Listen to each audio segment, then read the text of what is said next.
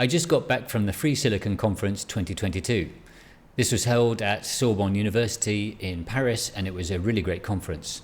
So thanks to the organisers who put that together and all the people that came and did presentations. So instead of my normal monthly news update, I'm going to present a series of interviews that I did with people that I met at the conference. Just before we get started, I've got two bits of important news that can't wait till next month. The first is that MPW7 has been announced by eFabless, and the tape-out date is the 12th of September. So get your design started. Remember that the earlier you get them submitted, the better chance you've got of making the selection. The other exciting bit of news is that MPW2 dies have been now received by eFabless, and they're starting on the bring-up process, so expect some news from us on that coming soon. Okay, so let's get started with the interviews, and thanks once again to everyone who let me interview them.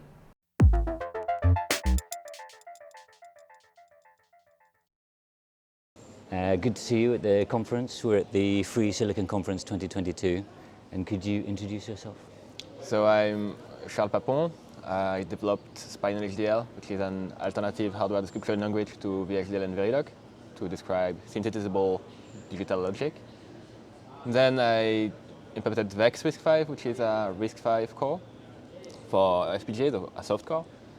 And later on, NAX RISC-V, which is an out-of-order one. And that was the one that you presented in the conference earlier, on the first day? Right. Yeah. And what drove you to make NAX RISC? So I had one issue with VEX was that I was using VEX RISC-V to run Linux, and many legacy applications on Linux are single-threaded. So with a single issue in other core, adding more core does not make you going faster in most applications. So I was thinking about improving that, and I've seen that in the out-of-order field, there was not that many soft core, and I was trying to push what was possible further. Great. And extending the concept of plugins that I have in VEX RISC-V, having a clean implementation of it. Nice. So just now touching on VEX RISC-V, one thing that's interesting about that is MPW, so the Google Skywater shuttle that I've been taping out on, the first one was all with Pico RV32, but for this, the next 5 and going onwards shuttles, it's all VEX RISC. So now the number of your processes being taped out is going up and up and up. Yeah. How does that feel? It feels a bit scary for me, because the car initially was made for FPGA, with really specific trade-off. Unlimited verification as far as I know. So yeah, it's a bit scary, but don't turn on all the knob All at once. Yeah, I would say. And one thing that I just found out from talking to you earlier was that actually VEX RISC has been formally verified with the RISC-V formal tools from Yosis HQ. Yeah. Can you tell us a little bit about that? So that's one project, I did it quite early, I would say, because it kind of came off really soon after I was implementing VEX RISC-V, so I used the tool.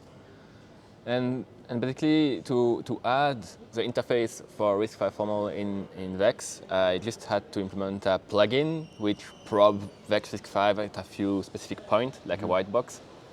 So yeah, pretty easy to generate the interface for the CPU. And it found some interesting traces, especially traces that I will never have checked myself. So really short traces. So for debugging, it was quite useful because I didn't have to look into really long waves where software was going wrong somewhere.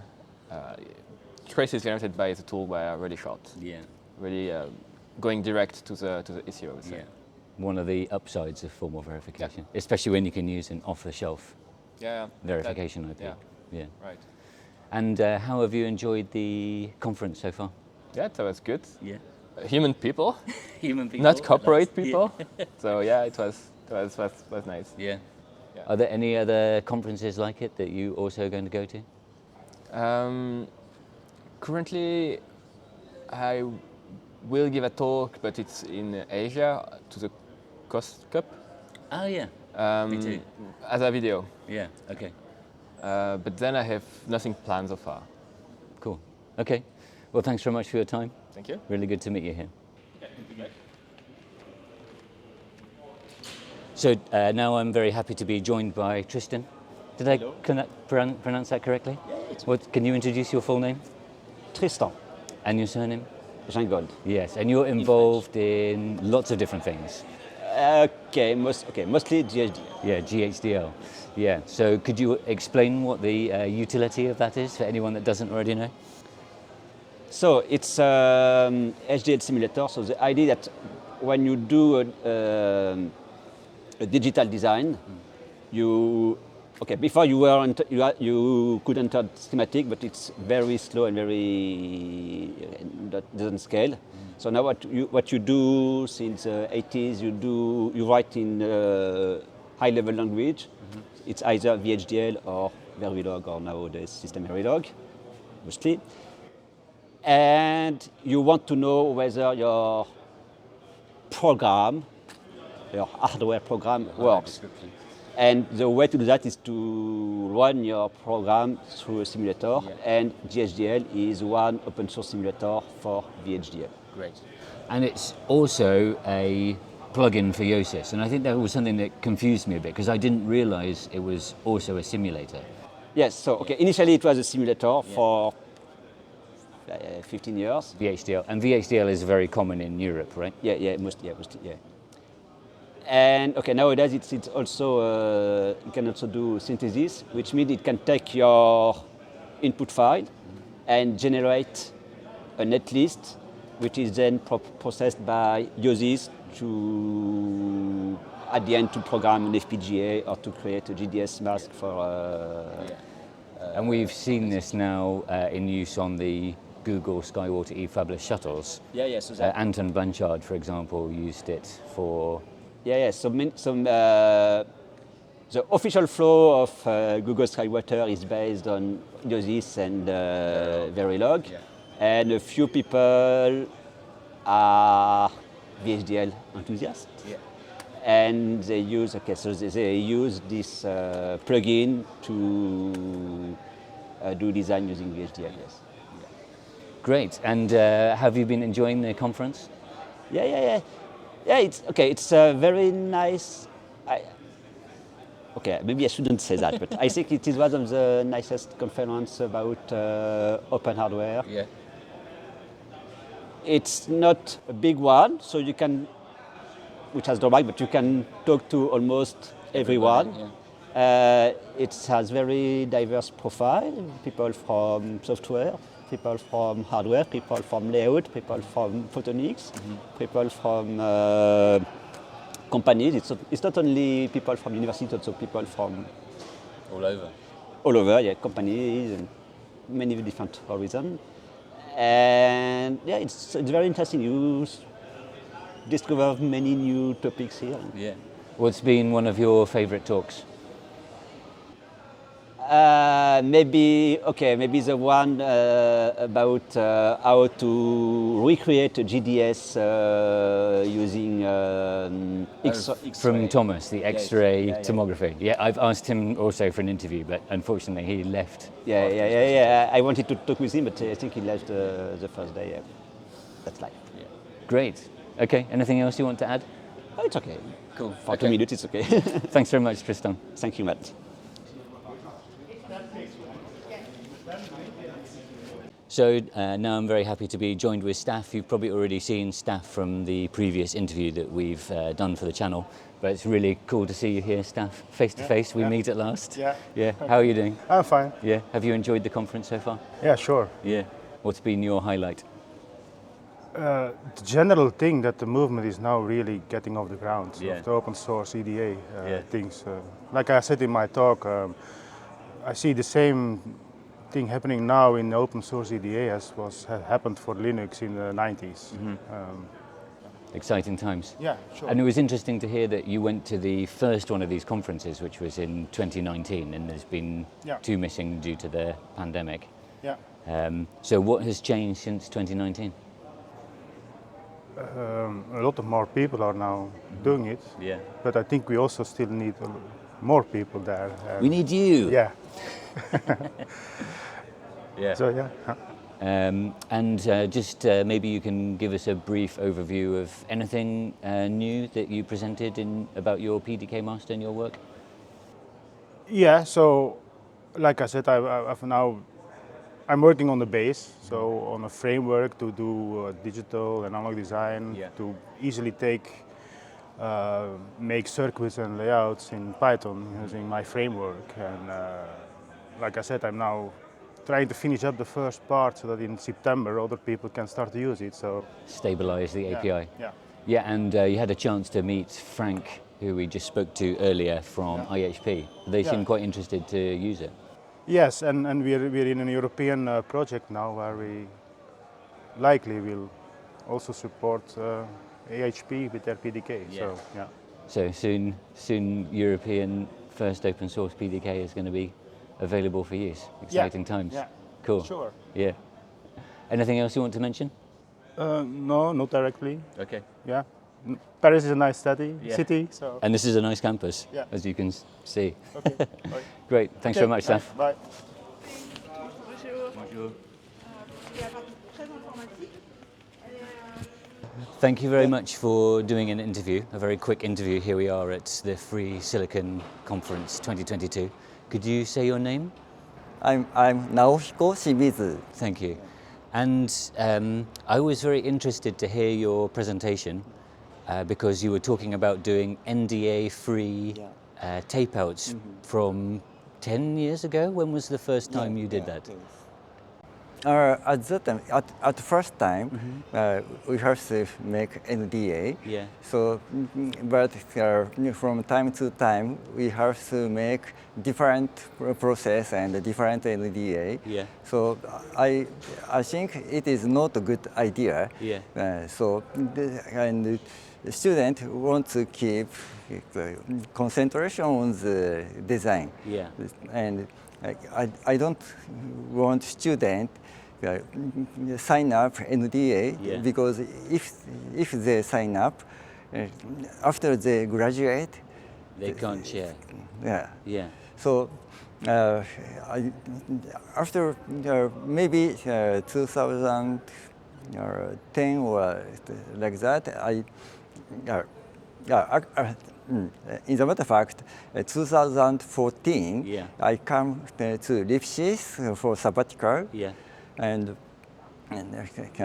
contact with closely with John Paul, who is maintainer of the Alliance and developer of the Corioli. Yeah. And so with his conversation, I got ideas to make NDA free with Alliance tools.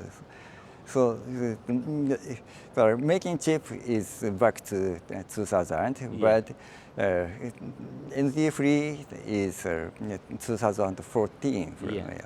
And this is is it a PDK or it's not a PDK?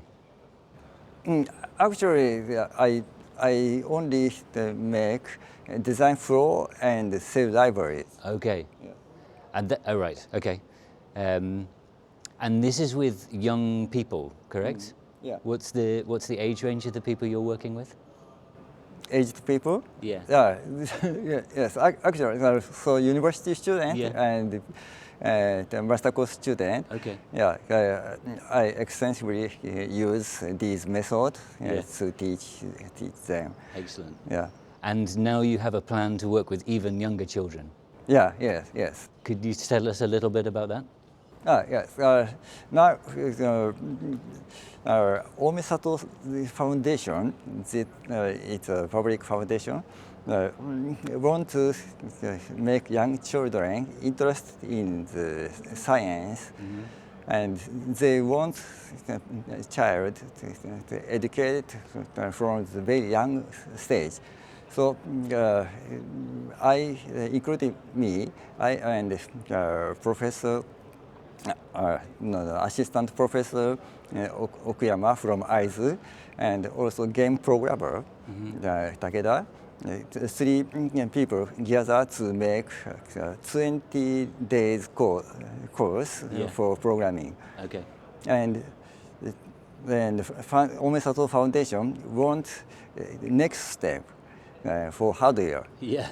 so we will select the smart child from the course and join them to the advanced course. At first, we will start FPGA. Okay. But next step will be real chip. Yeah. And you have access to minimal fab. That's the name, is it? Yeah, minimal fab is now the minimal fab consortium is in Japan, and I am a related member to the EDA tools of the minimal fab. Yeah. So I maybe from this consortium, I can access to the fab itself. And one of the amazing things about the minimal fab is that you can get a turnaround on your chips in only 4 days. Yes, it's a very good point. Yes. So I think that's really important to keep the time short to help keep the interest of the young people. Yes. Yeah. Yeah. Great. Yes, thank you. Thank you very much Thank for you your very time much. today. Yeah, thank you very much.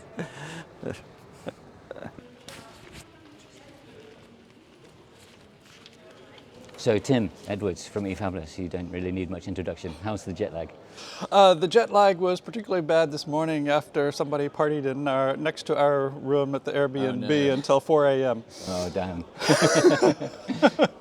How have you enjoyed the conference so far? Oh, the conference has been wonderful. It was 3 years since the last one, and I left the last one expecting that I'd be doing it every year, but 3 years later, I have at least gotten through the entire process of getting that foundry process open sourced. Yeah, and huge progress since the last one. Yeah, and we have the MPW runs, and I've met you. Yeah. Lots has gone on Yeah. in 3 years, yes. Yeah, and now we're just on the point of getting the chips back from MPW2, and you're continuing to work on the characterization of Skywater.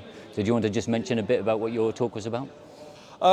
Sure. It was, I titled it, Whom Do You Trust? Yeah. Because I've been, for the last couple of months, working through parasitic capacitance and figuring out where the numbers come from, finding those numbers among all the files that we got from Skywater PDK, and then working through that and trying to figure out whether those numbers make any sense. And yeah, so the talk was mostly about how many of those numbers don't make sense, and I'm trying to figure out how I can make sense of it. But the good news is you're only half an hour's drive away from NIST, so you're going to be able to go there and do some measurements, right? That is very nice, and that was all done without my knowledge. It was just one day that Tim Ansel, I think it was Tim Ansel, who came to me and said, oh yeah, we have this guy from NIST who wants to do cryo measurements, which means measurements down at 4 degrees Kelvin. But it turns out, of course, they have lots of other equipment. But anyway, unbeknownst to me, this guy, Brian Hoskins, was doing this work at NIST 30 minutes away from me. And I said, well, that's very convenient for me. So I went, and Brian got me a associate's badge at NIST so that I could just go wave my badge and come right in. And they have all sorts of equipment. They have great. Yeah, and he does ReRAM. He does ReRAM and MRAM. So he's interested in post-processing and wants me to do a special version of the Caravelle chip in which we reduce one metal layer so that he can have it shipped from Skywater Foundry with the last planarization level. And then that can be sent around to different universities that do this kind of post-processing, nanofabrication, MEMS work, and they can build on top of that. Okay. Which is an interesting direction I hadn't even thought of. I wasn't aware that universities were really interested in that direction, but apparently Brian thinks that there's enough interest that we can, that it's worth the trouble of doing that special version of the chip. I mean, this is one of the interesting things that comes from doing open source work and public work, is that the dangers of doing a live interview, is that you don't know where things are going to go. You're taken by surprise by interesting new projects. Yeah, well, that's the whole point of the community and the collaborative effort, is that you end up meeting people who are doing things with your work that you never considered. Yeah. So from the talks that we've heard over the 2 days so far, and we're just on the last day now, has there been a particular favourite for you? I'd say largely it's a matter of catching up. A lot of the speakers are the same speakers who were here 3 years ago, and it is really interesting to see what they were able to do in the 3 intervening years, particularly with the pandemic. Some people were not able to get much done, and others were just, like me, in the basement tapping away at the keyboard and could get a lot done in 3 years. So that was, I think it's mostly been a matter of catching up with everybody and what they're doing. The social side of things, Yeah. Great. Well, thanks very much for your time, Tim. Great to see you here, face to face. We finally meet.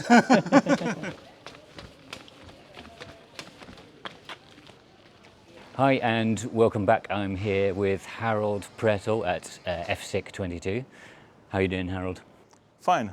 You weren't actually presenting this time, you were just one of the audience. Exactly, yeah. I was just listening into the talks, pretty interesting. Yeah. What was your favourite thing so far? Nothing particular, just seeing the breadth of the topics that is covered and the enthusiasm of the people who built this stuff. Yeah, a lot of people saying that. Yeah. Are there other conferences like this that you like? Usually I go to the IEEE conferences, so this is my first, let's say, open source related conference. Okay. But I really wanted to come here and see how it is like and what people have to show, and good experience. Great. Fantastic. Thanks for your time. Thank you. That's it, really. Is there anything else you wanted to say? No. Okay, cool. Good to see you.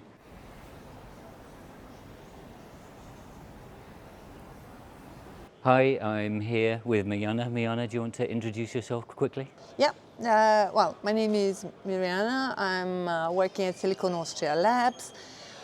We are working on programmatic IC design approach, and in August we're organizing the boot camp, where we're bringing people from across the world on board to test some solutions, to open source some solutions. Hopefully there will be more coming. So, Exciting times. So have you had a good conference?